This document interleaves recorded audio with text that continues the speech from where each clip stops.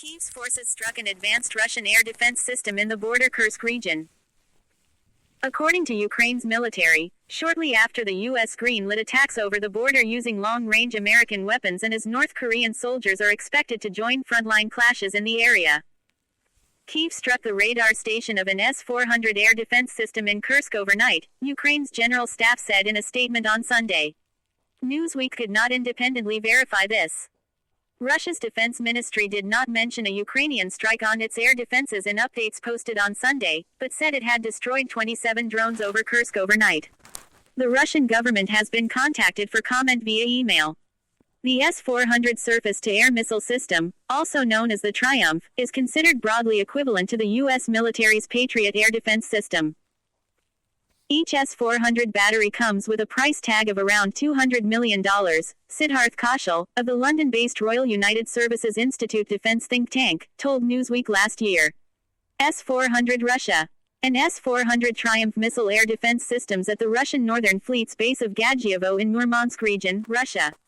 Kyiv struck the radar station of an S-400 air defense system in Kursk overnight, Ukraine's general staff. More Pavel Lvov, Sputnik via AP. Earlier this month, U.S. officials said the White House had approved the use of U.S.-supplied Army Tactical Missile System, or ATACMS, missiles for use against targets far into Russia's territory. They are ballistic missiles with a range of roughly 190 miles. Russia vowed to hit back, and said late last week that it had launched a new experimental hypersonic intermediate-range ballistic missile at central Ukraine in retaliation for the use of American and British-made long-range missiles against facilities on Russian territory. Ukraine is thought to have fired British Storm Shadow cruise missiles at Russia in recent days, although London has not officially confirmed this. Kyiv launched a surprise incursion into Kursk in early August, and Russia has struggled to peel back Ukraine's most significant advance into opposition territory since the start of full-scale war in February 2022, and the first ground attacks by another country on Russian soil since World War II. Ukraine focused its efforts around the towns of Sudzha and Kornovo. Russia has retaken chunks of territory close to the latter, with Ukraine still holding Sudzha. Read more Russia-Ukraine war. How Ukraine is preparing for North Korean defectors. Joe Rogan rails against Biden, Zelensky, about to start World War III. Russian and North Korean troops shrink Ukraine's gains in Kursk. Russia responds as North Korean troops accused of sexual assault in Kursk. Moscow's troops, recently advanced, southeast of Kornovo, the U.S.-based think tank, the Institute for the Study of War ISW, said on Saturday. Kyiv has reported Russian counteroffensives, which have been sluggish in wresting control over the border.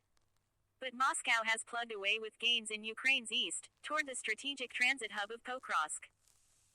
An unnamed senior military source in Kyiv's general staff told Reuters in an article published on Saturday that Ukraine had lost more than 40% of the territory it controlled in Kursk.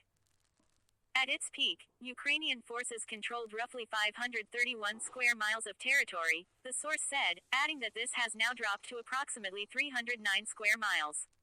Ukrainian President Volodymyr Zelensky estimated in mid-November that around 50,000 Russian troops were fighting in Kursk.